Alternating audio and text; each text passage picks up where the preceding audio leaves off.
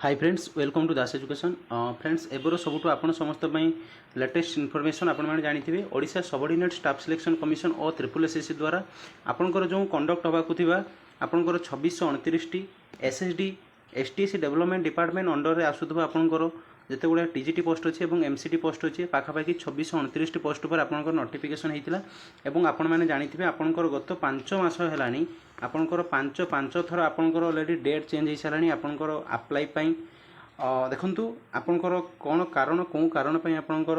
date extend बार बार होची एवं यही एसएसडी आपंकर जो 2629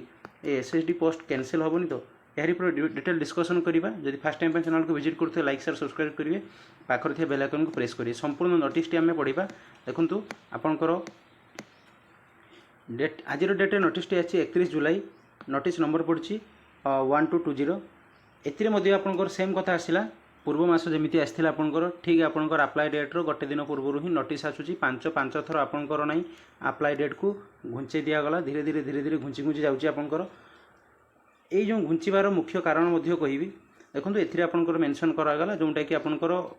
29/6/2024 आपंकर रेजिस्ट्रेशन आरंभ होता धीरे धीरे घुंची घुंची आपंकर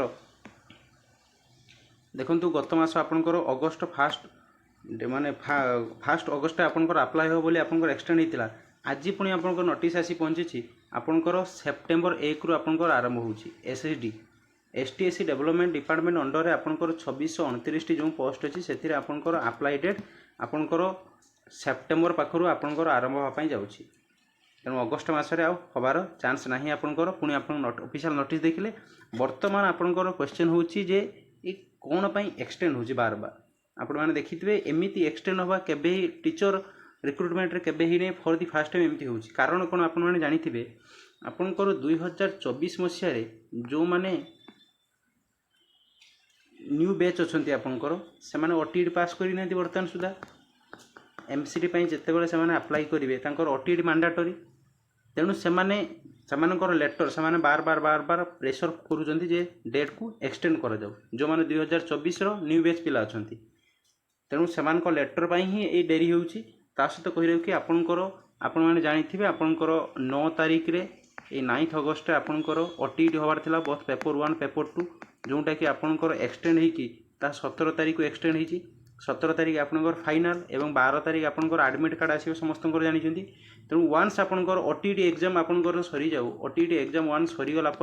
आपंकर आउ कौन से घुंचबार चान्स नहीं एवं एटा हूँ आपंकर फुल एंड फाइनाल आपंकर सेप्टेम्बर 1 रु ही आपंकर अप्लाई स्टार्ट होची प्रिपेरेसन को अधिक करूँ पूरा माइंड रे सेट कर दिंतु आपंकर गोटे एप्लाई रो ठीक 1 मंथ पर आपंकर एग्जाम हो एप्लाई रो 1 मंथ पर एग्जाम हम एवं मेनली मु टीजीटी कथा कहि टीजीटी आर्ट्स रे समस्त प्रकार क्लास अवेलेबल हम आम चैनल रे आपण माने फ्री ऑफ कॉस्ट आपण माने समस्त पूरा फुल कंप्लीट कोर्स कंप्लीट आम करूँ सब्जेक्टिव ता सहित ऑब्जेक्टिव डाउट क्लियर क्लास रहिबो तेणु आपण माने माइंड रे सेट कर दिंतु आपणकर सेप्टेम्बर 1 रु 100% आपणकर आउ डेट घुंचबार कौन से चान्स ना आपणकर 17 तारीख रे वन्स आपणकर ओटीडी एग्जाम हो गला परे आपणकर